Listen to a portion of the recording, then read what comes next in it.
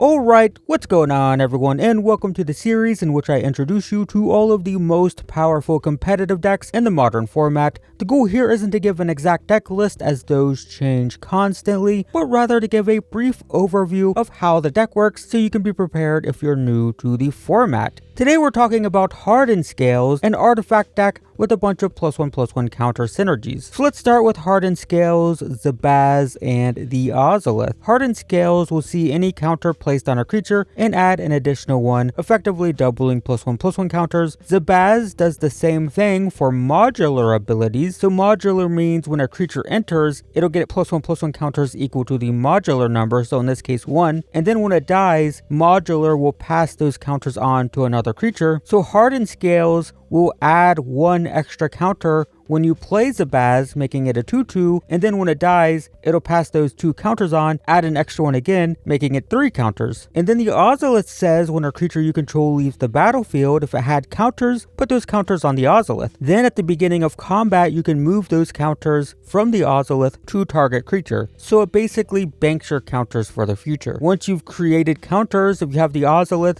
they're going to stay on the battlefield because the Ozolith will soak them up and then redistribute them. It should be noted that Hardened Scales only adds extra counters when they're placed on a creature, so it won't add extra counters when you move them to the Ozolith, but that's not true for the other Ozolith, which does the same thing as Hardened Scales, but it also triggers when counters are being added to artifacts, so it will actually increase the number of +1/+1 counters you have when they're moved to the original Ozolith, and then add another one again, of course, when they're moved to a creature. So that's a lot of ways to add counters, but why though? Well, the key cards are Arcbound, Ravager, and Inkmoth Nexus. So let's start with the creature. It has modular, so it will increase in size if we have counter amplifiers in play, but it can also sacrifice artifacts to add counters to itself, and this can be pretty explosive as the deck has some cheap throwaway artifacts it can sacrifice. With just a couple of Hardened Scales or Ozoliths, it can become massive incredibly fast. But the key aspect of this is that modular ability again. When it dies, it will move its counters to something else,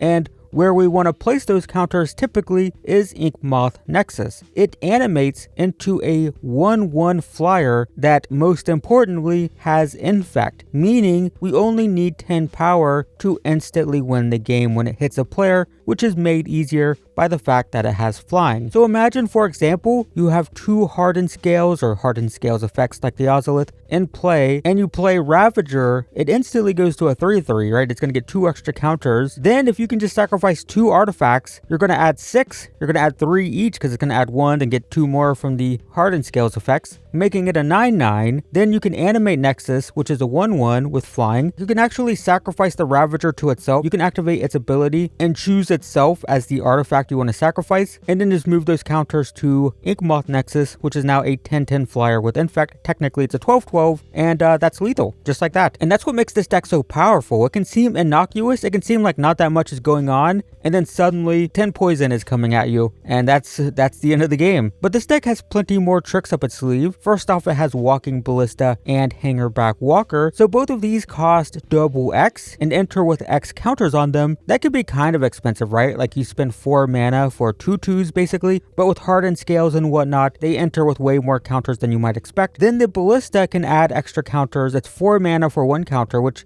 again is kind of a lot, but you'll get extra with Scales, and then it can remove counters to deal 1 damage to any target, 1 damage per counter removed. So this can be like a mid-range card where you can just shoot down lots of creatures for card advantage. The Hangarback Walker can pay 1 and tap to add a counter, so ideally you just do this at the end of every turn, at the end of your opponent's turns, and it gets tons of counters because those counters are going to be amplified by your Scales, and then when it dies, it explodes into a bunch of Thopters equal to the number of counters it has. So if it has like 7 counters, if it's a 7/7, If it dies, it just becomes 7 1/1 Thopters with flying, so kind of scary. So both of these work really well with the Ozolith. Constantly banking your counters throughout a game and then unloading them onto one of these can be devastating. Hangarback Walker also works really well with the Ravager combo. You can sacrifice the Walker for a counter or multiple counters with Hardened Scales effects. It's going to explode into a bunch of Thopters. Then you sacrifice all the Thopters to make the Ravager lethal with Inkmoth Nexus. And even if you're not comboing off, Ballista does a great job of shooting down flyers, clearing the way for Inkmoth Nexus. So you see how there's just all these overlapping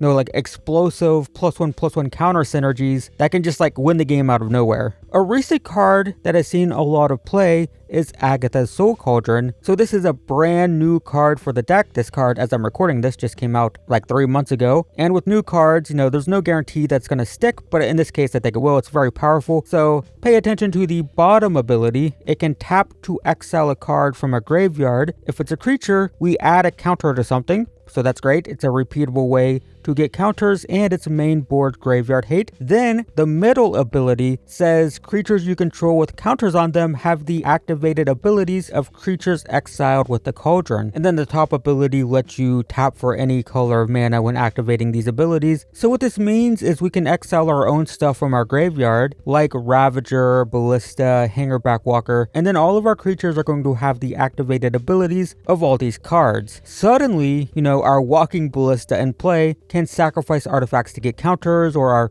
Ravager can pay 1 and tap itself to add a counter, and it's particularly powerful with Zabaz, who has the ability to give itself flying for 1 mana. So if you exile this, all of your creatures can give themselves flying for 1 white, and with the Cauldron, you don't have to have white mana, you can have any color mana to activate that ability. So this is obviously quite dangerous when you're amplifying counters with scales. So yeah, while the Cauldron is a new card and it still needs to be tested, people are still trying it out. I have a feeling if you're watching this video a year from now, it's probably still being played, or not, because Modern Horizons 3 will exist and probably the entire deck will be unplayable. So some other cards that are commonly played include Patchwork Automaton, Arcbound Ravager, and Esper Sentinel. The first gets a counter every time you play an artifact, so it can grow quite big. The Worker is just a 1 mana 1/1 with modular, so it's more powerful than it might look, because if you have say just 1 Scales in play, it's a 1 mana 2/2 that then gets sacrificed to the Ravager, which in that case the Ravager would get a counter and then get 2 because of Hardened Scales, and then the modular would go add 2, but that would be 3 because of Hardened Scales. So it can be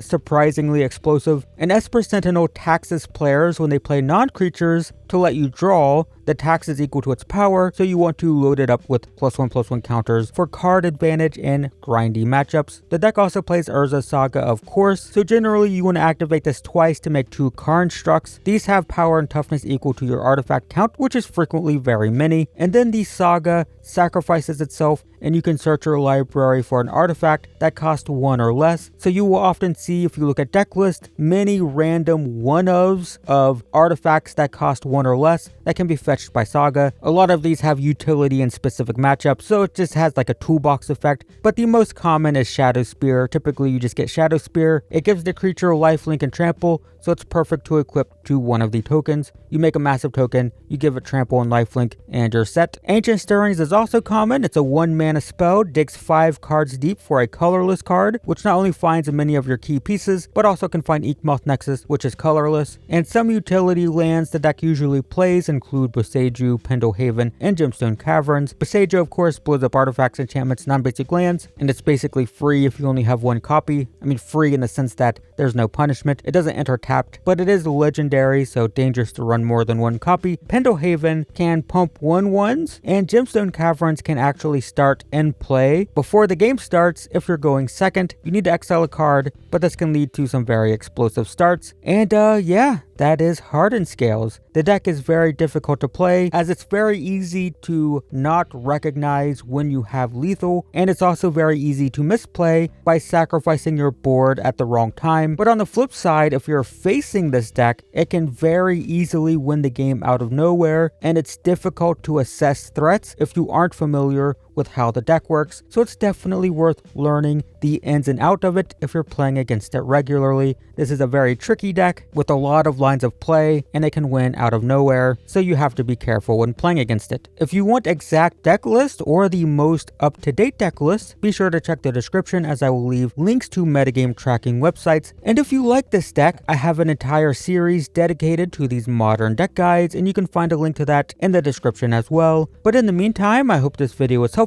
Thanks for watching, and I will see you in the next one.